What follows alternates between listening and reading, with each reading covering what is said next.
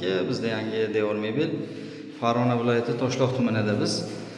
Xo'p, devor mebel bo'ladi. Eshikdan kirish, xullas mana shu tepadagi korobkani shu burchagigacha bo'ladi.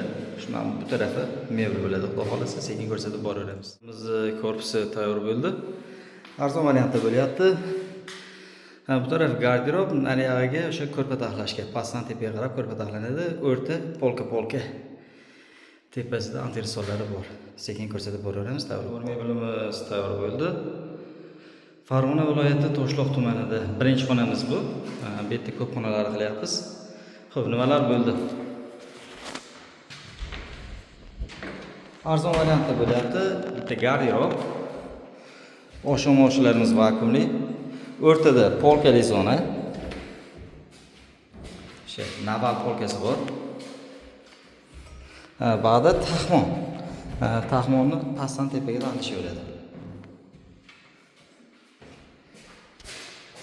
Xo'p, razmeri 3.35 ga balandlik 280. 4.500.000 so'mga mana shu holatda tayyor bo'ldi. Qanaqa chiqdi? Fikr mulohazalari kommentariyada kutib qolamiz. Sog' bo'linglar.